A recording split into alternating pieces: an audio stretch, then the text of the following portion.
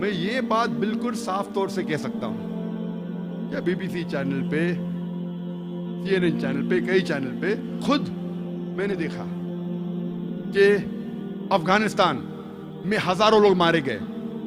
George Bush ने कहा कि attack, war on terror, Afghanistan पे अटैक हुआ, इराक पे अटैक हुआ, हजारों लोग मारे गए। 9/11 जो हुआ, तो मैंने कहा ये तो खुद जो 9/11 जो हुआ, ये इल्जाम है कि ओसामा बिन लादेन ने किया, मैं नहीं जानता हूं। जो साइंटिस्ट है यूएसए के वो कहते हैं it's inside job, George Bush ने खुद किया है। ये मैं नहीं कहता, नो कहते सही है कि हकीकत है, बाद में तहकीक करेंगे, अभी वक्त नहीं है, मैं जॉर्ज बुश को ज्यादा टाइम नहीं देना चाहता हूं।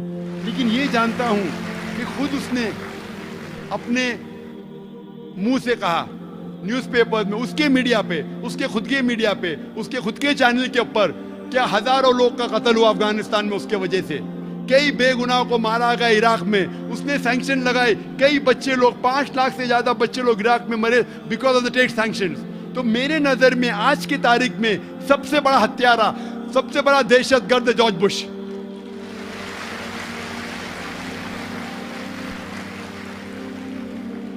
फौरन यूएस काउंसिल जनरल उठ गया और ऑडिटोरियम के बाहर चले गया।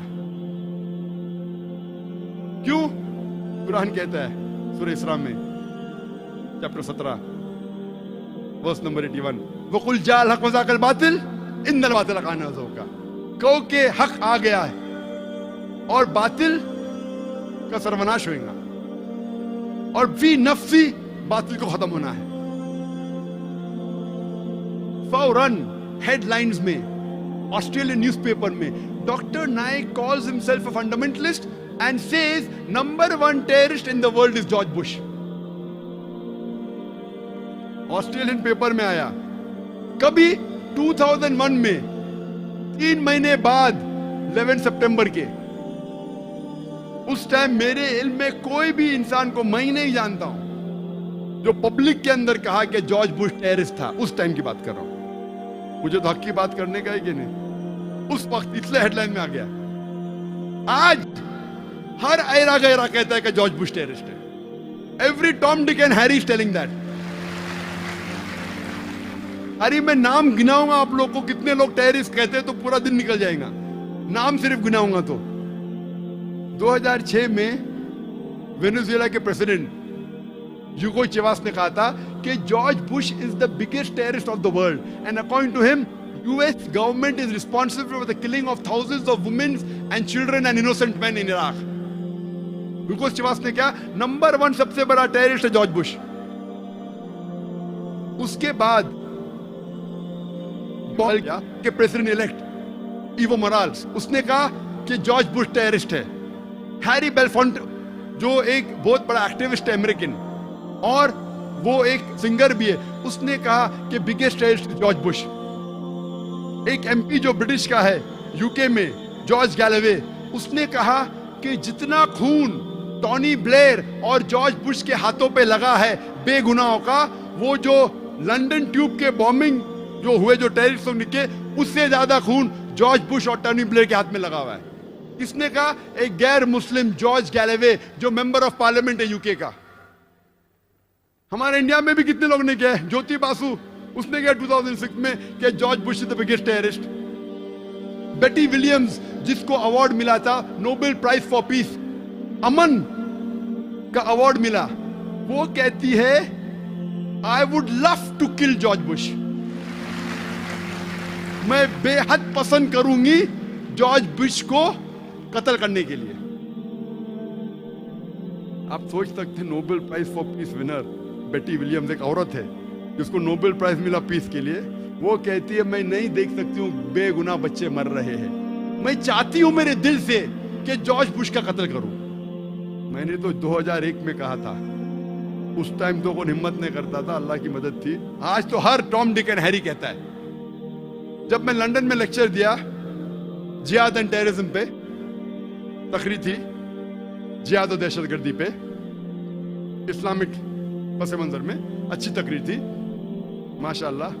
पहला सवाल एक नौजवान उठ के कहता है, doctor Zakir Naik, death to George Bush.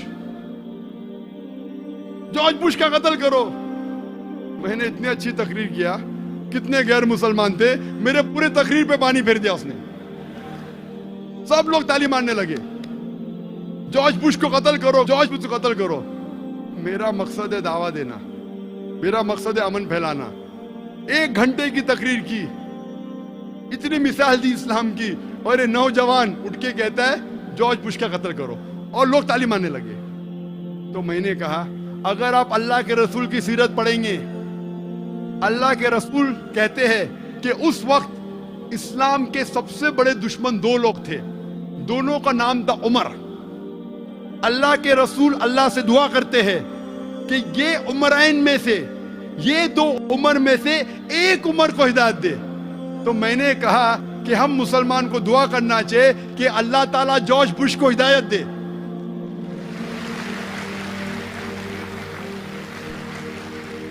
उसका कत्ल करके मुझे क्या कुछ फायदा होगा? तो सीरत जब पढ़ेंगे, अगर वो दुश्मन, हम जानते अल्लाह के रसूल ने जब ये दुआ की तो हजरत उमर रदियल्लाहु अन्हु,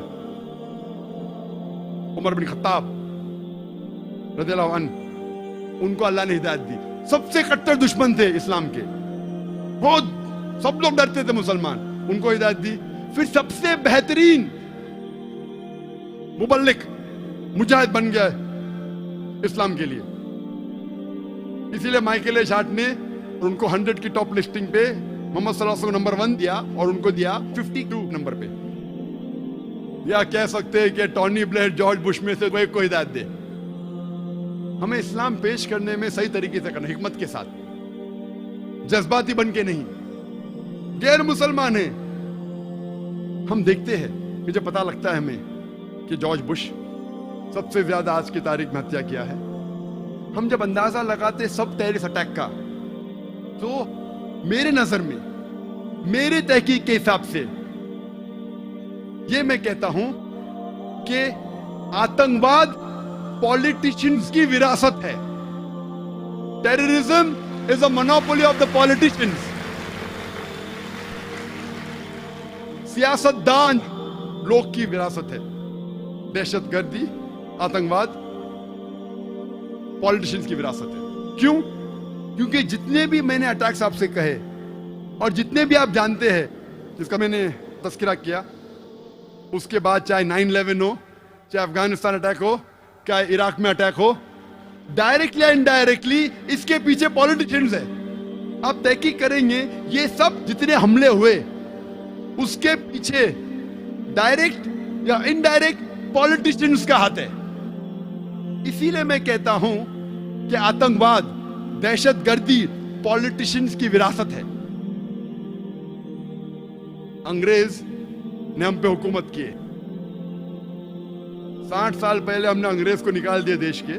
अंग्रेज ब्रिटिश की पॉलिसी थी डिवाइड एंड रूल,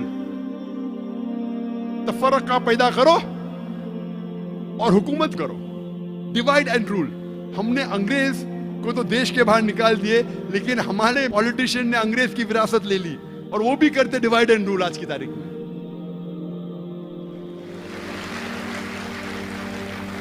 आप हिंदुस्तान की तारीख पढ़ेंगे, आज हिंदुस्तान सबसे अव्वल मुल्क है, सबसे अव्वल देश है जिसमें सबसे ज्यादा कम्युनल राइट्स, सबसे ज्यादा मजहब के नाम पे दंगे फसाद होते हैं। सबसे ज्यादा दंगे फसाद अगर कोई मुल्क में होता है इस दुनिया में, वो हिंदुस्तान। इसके जिम्मेदार है सिर्फ पॉलिटिशियंस। अक्सर आप देखेंगे हर दंगे फसाद के पीछे अक्सर मजहब का नाम है, अक्सर हिंदू मुस्लिम है, कभी कभी हिंदू क्रिश्चियन है। अक्सर मजहब को आपस में लड़ाते हैं, काहे के लिए? अपने वोट बैंक के लिए, अपने गद्दी को बचाने के लिए, अपने सीट हासिल करने के लिए। वो बेगुनाह इंसानों को आपस में लड़ाते हैं। इसीलिए मैं कहता हूं, मेरे नजर में दहशतगर्दी, आतंकवाद पॉलिटिशियनों की विरासत है।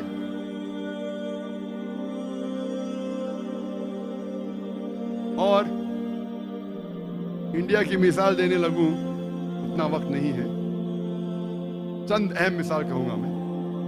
पहले नंबर पे कि पॉलिटिशियन की कोई जात नहीं होती, चाहे कोई भी पॉलिटिशियन हो, American politician, UK politician, Indian politician, Hindu politician, Christian politician, Muslim politician, अक्सर पॉलिटिशियन वो लोग रिस्पॉन्सिबल है जितने भी राइट्स होते हैं, अक्सर। इसीलिए एक शख्स ने कहा था कि politician they add fire to the fuel, वो चिंगारी लगाते हैं,